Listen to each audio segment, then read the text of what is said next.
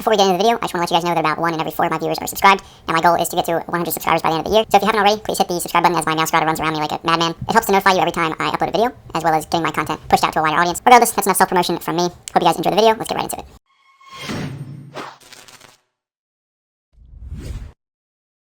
Alright, my fellow gamers, hope you're having a great day. We're here for UNPL week number 2. We're going up against Frosty and the Tuscaloose Toxic Chains today. Very excited about this one. Frosty's a good friend of mine, so I haven't actually ever had the chance to battle him, I don't think. So this is definitely going to be a good one. He's got a team of Crocodile, Suicune, Okidogi, Tinkaton, Uxie, Galvantula, Alcremie, Drifblim, Thwacky, and Magmar, and his Terra captains are Alcremie and Magmar. We're having this battle pretty early, so this team is kind of just thrown together, but I have had a few mocks with it, so I do feel fairly confident in, what it's doing. Obviously, Crocodile is, a top Pokemon in the format, and, I had the chance to draft it, I wanted to get Porygon Z. Okidogi is also a pretty cool Pokemon with Toxic Chain, and it's also a really good Pokemon in low tier because there are so many Intimidate users. Guard Dog could be very helpful. He's got 3 really good Stealth Rock setters with Crocodile, Tinkaton, and Uxie. Those are all pretty reliable, as well as Sticky Webs with Galvantula. The biggest glaring weakness I see in this team is that his only hazard removal is Drifblim with Defog. And because of the nature of this team, it seems as though he'll want to try to sweep with Drifblim because he's got the Thwacky there, and he's already got a good amount of bulk on this team. But if I do see Drifblim, I'd rather it be probably just a sweeping set or something like that, something without defog. So with all that being said, let us hop right into the team that I'm bringing. First up, we've got Frostlass, aka Forgiven, with the Choice Specs Terra Ghost. The moves are Shadow Ball, Ice Beam, Trick, and Destiny Bond. I don't really need anything outside of Dual Stab. His only real Shadow Ball switch-in is going to be Crocodile, and Crocodile isn't really the bulkiest Pokemon on the special side. It's probably not going to be able to take 2 unless it's either Assault Vest or very bulky. And if that Pokemon can't take 2, then nothing on this team can. I'm just going to throw it out there. We've got 16 EVs into HP, max special attack, and 240 into speed with a modest nature. Now, this is going to outspeed a modest Galvantula. To me, I think it's reasonable to do that because he doesn't have a reason to run timid Galvantula in this matchup. The way my speed tiers work out, I have base 90 Porygon Z and base 110 Frostlass. So he could run modest Galvantula and still outspeed Porygon. And if I'm max speed Frostlass, he's not going to outspeed me anyway. So I feel like modest makes a lot of sense here. Obviously, we got to make sure, we keep the Sticky Webs off the field as best as possible. Trick is just in case I need to lock something into a specific move. Maybe they're sweeping and maybe it's a Suicune that got out of hand. So next up is Fortress with the leftovers, especially defensive here with Spikes, Earthquake, Rapid Spin, and Volt Switch. I don't have Stealth Rocks. I had Stealth Rocks for a while, but I think it's more important to have my other 3 moves here. For one, I have a Magic Bouncer on my team, Hatterene, that can bounce back rocks from Uxie, Tinkaton, and Crocodile. Spikes do damage to everything on his team except for Uxie and Drifblim, so it's still pretty decent there. I really like Earthquake so that I can actually hit Tinkaton and kind of, pressure it that way, as well as Okidogi. Rapid Spin, obviously, just to try to get rid of hazards, which is very important, right? And then, of course, Volt Switch is just for a little bit of switch initiative. The only Pokemon that can switch into me is going to be Crocodile, but I don't think Crocodile is going to switch in. I could have Body Press. I think he'll go into something like a Magmar or Uxie or Suicune, just something fat that Fortress can't really touch.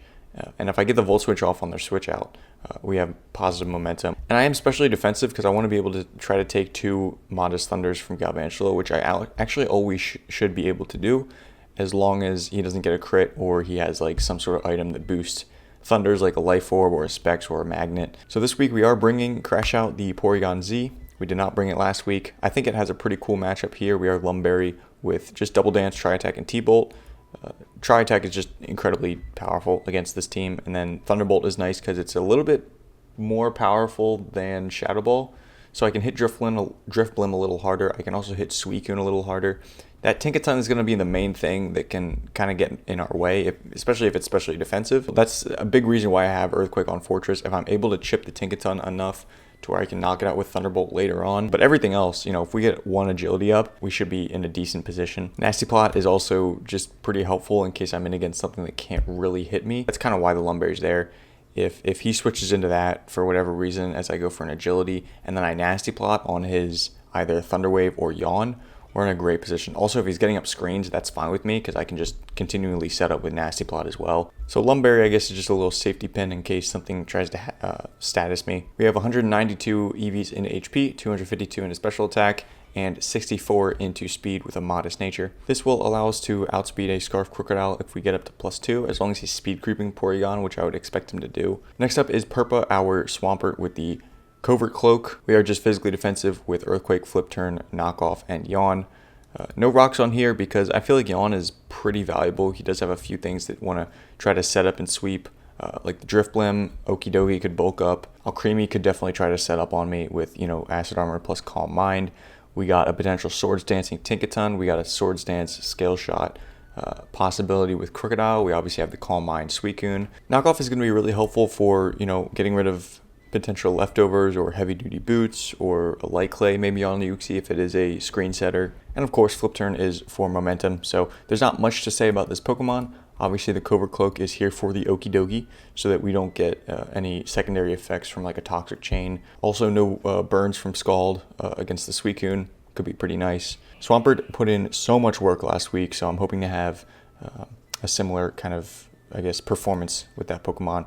Next up, we got Buzzard Beater, again, with the Rocky Helmet. Well, last week I had Boots, but we have Rocky Helmet this week with Roost, U-Turn, Toxic, and Dual Wing Beat. Obviously, not having Boots is a little bit risky, but again, I do trust my Fortress to keep the hazards off the field. Rocky Helmet, I don't really think will be around that long, if I'm being completely honest with you. If I can get, some chip on something like a Crook or an Okidogi or a Tinkaton or a Thwacky or maybe a Uxie clicking U-Turn, that could be, really huge. Toxic is helpful just for Pokemon like a Uxie or a Crook or a Suicune or an Alcremie or a Drift Blim. There's a lot of Pokemon, or a Magmar. There's a lot of Pokemon here I don't really damage very much, so I want to get some residual damage off there. Obviously, U-Turn's nice as a move to click if I'm predicting a switch out. Dual Wing Beat I kind of just want there so I can hit the Okidogi without letting it just sit there and click poison jabs and eventually get a poison on me. Last but not least, we have Psycho Bit, the Hatterene with leftovers, Calm Mind, Giga Drain, Psyshock, and Trick Room. I think this is a pretty interesting set here. It is just specially defensive because I figured I needed something for Galvantula. Another big reason Hatterene is now on the team is because Calm Mind Suicune is a big threat against my team. I do have phasing options, but obviously you see my team, there's no phasing there. And phasing doesn't really address the problem, I feel. I mean, it addresses it, but I feel like Hatterene coming in and clicking Calm Mind with Suicune adds some sort of threat. And with Trick Room, it adds even a bigger threat because you can't just, bring in Crocodile to revenge me or bring in Okidogi to revenge me if I have the Trick Room up. You're going to have to dance around it. Giga Drain is there because it offers me some nice little recovery against something like a Suicune or a Crocodile, because Suicune can't hit me on the physical side. If it's your typical Calm Mind set, I can hit him on the physical side with Psyshock, which is going to help me easily win that matchup. But Hatterene does kind of have a pretty large role here between Galvantula and Suicune. Those are both Pokemon that can kind of tear my team apart if Hatterene's not there. So that's the team. Hope you guys enjoyed this little team builder. I'm going to go ahead and cut the video right here, and I'll see you guys in the battle. Alright, here we are in the battle. Future Spider checking in here for the post commentary. Now, I obviously like to do live comm, but I wasn't really able to for this one, which, it is what it is. It's better, obviously, to have something than nothing. So, we can see Frosty brought a team of Magmar, Crocodile, Okidogi, Tinkaton, Suicune, and Drift Blim. Drift Blim kind of annoys me because it gets defog. That can be annoying for sure. I'm going to lead Swampert because I expect him to lead Magmar, predicting my Fortress lead. He is Terra Grass though, so I'll try to get him to pop that Terra as soon as possible, which is also kind of why Swampert's here. So good luck, have fun to the Tuscaloose Toxic Chains and also Frosty. So I see the Magmar, and I have a feeling if he's going to stay in, he's definitely going to Terrasilize into a Grass type. There's really no reason to do anything other than that. So I'll go into Hatterene. If he wants to go for a Will-O-Wisp, that will be Magic Bounced back, which is awesome. So he will Terrasilize turn 1. By the way, no Uxie, Galvantula, Thwacky, or Alcremie. Nothing there surprises me too much. I think Webs would have been pretty cool against me. So I'm kind of surprised not to see Galvantula. Also the fact that it could have run Modest instead of Timid and done some good damage. So I guess Drifblim replaced Galvantula in a way. So anyway, Magmar's gonna, like I said, Terrastalize, get some big Terra Blast damage off. That damage tells me he's probably max special attack with no modest nature, something like that. So I'm actually gonna pull a little double here because I know that he's in all likelihood not gonna stay in. You know, that damage tells me he's offensive, but also that he doesn't do that much to me because I am specially defensive. So I think that it's probably just a good idea for him to swap. I do call that. I get the little goggles celebration or whatever it is there, because Hatterene or tickets on there seemed pretty obvious. So I'm able to get Swampert back in, and here if I had rocks, that would be a beautiful move to click. You'll see later on why I say that, but I don't have rocks. I just have knockoff. So we're gonna go for a knockoff here because I did expect him to swap. If he goes for rocks there, that's just annoying, but I really don't think he would have sacrificed damage on Tinkaton this early. So he does go back into Magmar. Now this Pokemon does get Flame Body. Thankfully we didn't get Flame Body burn there. And he was Boots instead of Eviolite, which is pretty interesting to me. Because I feel like Magmar would have really benefited from an Eviolite. Especially because he had the defog with Drifblim. But anyway, we're going to make the safe play and go into Hatterene again. Now he will click Terra Blast yet again here, like I said. And he's going to do some decent damage. He is chipping me a little bit, which kind of concerns me because this Pokemon is here for the Suicune. But, you know, we'll just have to see what happens there. So I'm going to go for a Psyshock. I was really hoping to, you know, have him maybe just attack me again or do something. I didn't want to double again. It felt a little bit too obvious. And he doesn't go Tinkaton, but he goes Crocodile, which is a little unfortunate. Now, he doesn't know much about my set. Well, I guess he knows I'm somewhat specially defensive, but he doesn't knock me out here unless he clicks Gunk Shot. So I'm thinking that he probably switches. I also just don't want to risk that. Maybe he's banded and he knows he can knock me out with Earthquake. So I go Mandibuzz anyway, which is my check for Crocodile. He goes back into Magmar here, which is fine because if anything I click Giga Drain there and don't do that much damage to Magmar anyway. So like I said, I want to keep Hatterene around for the Suicune if possible. So I see Magmar here yet again, and I know that Mandibuzz can take any one hit from this. If it wants to click Will-O-Wisp, that's not ideal, but I don't really want to swap into Hatterene again. Like I said, so he's going to go for Taunt, which is ideal for me because he doesn't get any damage off on me, which is great. But he might as well have just clicked Will-O-Wisp because I do get burned with the Flame Body there, which is a tad unfortunate. This thing is very low though, so that's pretty good. This is a free switch into my Terra Frostlass. If you watch the team builder, you'll know that I just click Shadow Ball against this team. So I'm just going to Terrastalize and click that move. There's no reason not to Terrastalize. Ice gives me nothing defensively in this matchup. And it rarely gives you anything defensively anyway, because Ice is only resistant to Ice. So I'm going to go ahead and Terra here and fire off a big Shadow Ball. He brings an Okidogi, so I'm thinking either this thing is Assault Vest or it's Scarfed. Those are the two things that I'm thinking right here. And, you know, Frostlass looking glorious with that Terra Ghost. We're going to do about 75% here, as you'll see. Which tells me he's not Assault Vest, which tells me also that I am definitely fearing the Scarf. So I'm going to swap right into Mandibuzz because I don't want to risk a knockoff coming out here. But consequently, you know, he's not Scarfed. He ends up swapping. Obviously, you know, he didn't want to take another one and just sacrifice his Okidogi. That obviously kind of bothers me because it was almost, it would have been really good damage on this Crook. He was Choice Scarfed. He didn't have that much bulk on this Pokemon, so it probably would have 2-hit KO'd him, this Crocodile, but obviously I don't stay in the next turn. So it's not terrible that he brings in Crook here because I still just have positive momentum here. He either switches or, you know, he obviously is not that threatened by a burned Mandibuzz here, but he does just click Stone Edge, which is interesting because it doesn't 2-hit KO me. I feel like knockoff there would have helped him out more, but you know, perhaps not. Maybe that damage is good for him. I mean, it is, because I do end up clicking U-turn, so it's going to come in at about half health, as long as rocks aren't on the field. So I end up going into Swampert here because it's, you know, if it is Scarfed and it goes for Stone Edge, that's bad. It could also be Yachi Bear. I don't really know that it's Scarfed yet, so I don't really want to bring in Frostlass like that. I feel like Swampert was a lot more safe, so I can just click Flip Turn as well. It's very free here. Because I knew in all likelihood, Crocodile's not staying in against me. I do end up clicking Flip Turn, like I said, and he goes into the Suicune.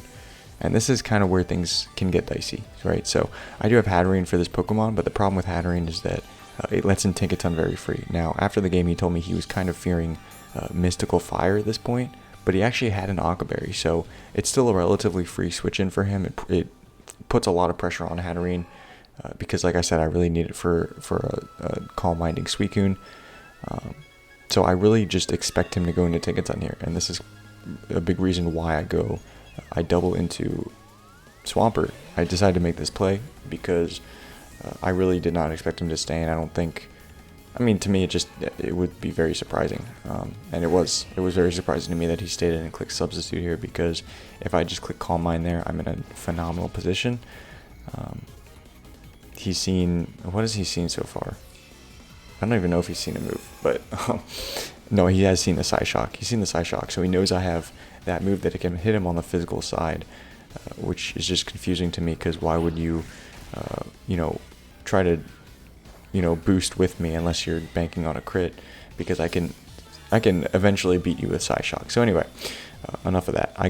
He goes for Substitute as I just Flip Turn out, and then he goes for Calm Mind. Well, he clicks Substitute on my switch. I have to Flip Turn, get Hatterene back in. He goes for Scald with the +2 special attack, and it does burn me on the first turn he clicks it, which is very annoying.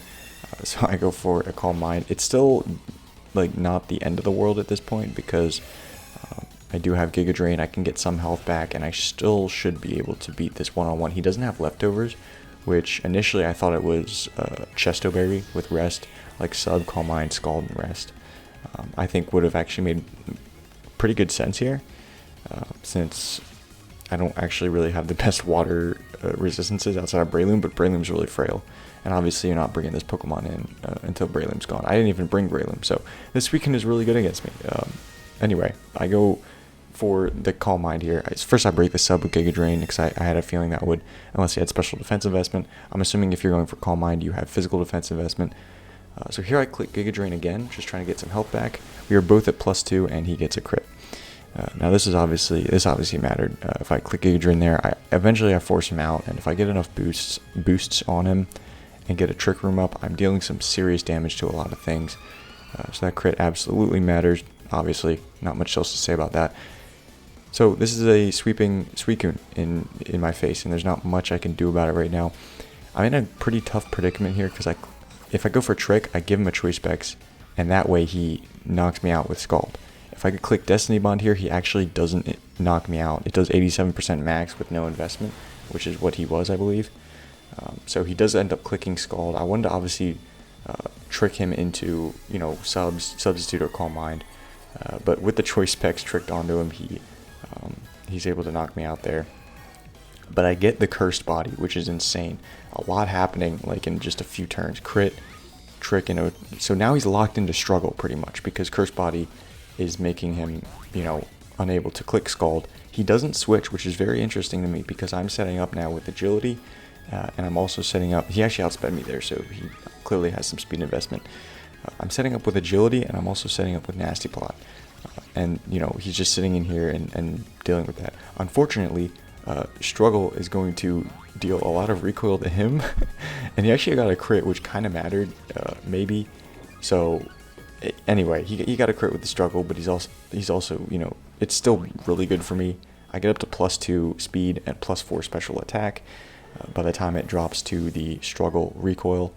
That move will always confuse me. I don't really know how that works, but anyway, the only Pokemon that can try to take a hit here is going to be Tinkaton, because I can only hit it with a non-stab Thunderbolt.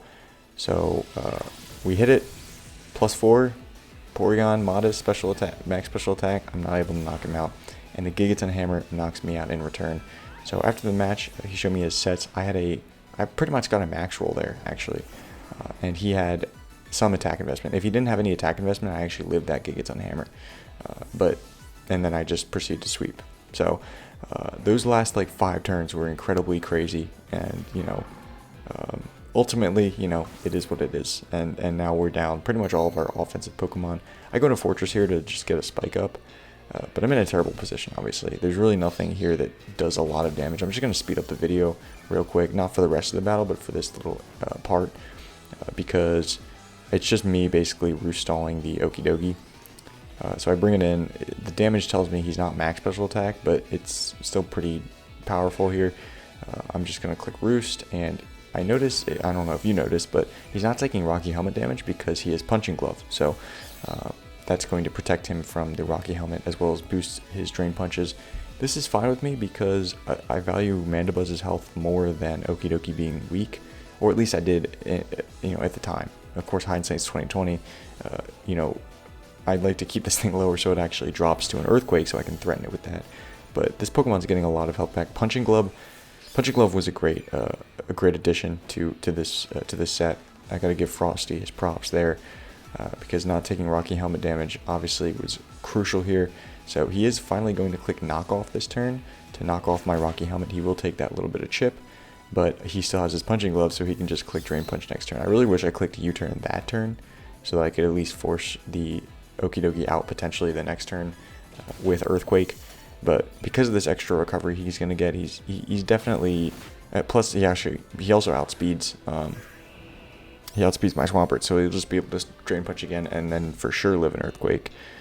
So I click Knock Off here, hoping that he'll switch into Drifblim. I just really need to damage that Pokemon. I don't want it to come in for free.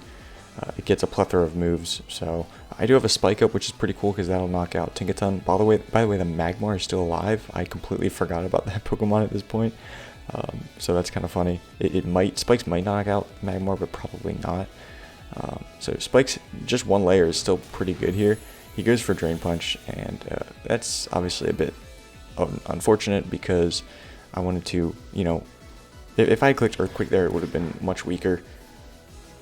I do knock off the Punching Glove, so his Drain Punch are going to be doing a little bit less, but it doesn't really matter. I'm going to click Earthquake here, and this is the turn that he swaps into the Drifblim, which is obviously, very, very annoying. Ever since, the crit, but then with the Porygon, and then, living on 1%, it's just tough. It's not Frosty's fault at all, but that's just the way the game goes. And like I said, that Thunderbolt was never going to knock him out, but if I had gotten any sort of Hazards Up, Stealth Rocks, or Spikes, like I alluded to earlier, just one layer would have pretty much won me the game there. But that's just, like I said, that's Pokemon. It's not always going to go your way. You're not gonna have a perfect hacksless battle every time. So I'm gonna go into Mandibuzz here and try to Toxic. Well, U-turn here. I'm trying to be patient here. And, if I get a Toxic off on Drifblim, I'm in a decent position if I'm able to get Spikes back up. And as you can see here, I'm just I've sunken into my chair here. I feel very defeated, as you can see. These battles, I do invest a lot of time, not just into the team building, but also just the editing aspect and all the effort I put into actually uploading these videos. So I do want them to be competitive, good battles, and successful ones for me, obviously, so that it's good content and all that. But maybe this is good content. I don't know. But we are going to lose 4-0 here because he's now going to burn my fortress, and there's really nothing. I can't kill this Drifblim with anything. I can Toxic it with Mandibuzz, but that's just way too obvious at this point.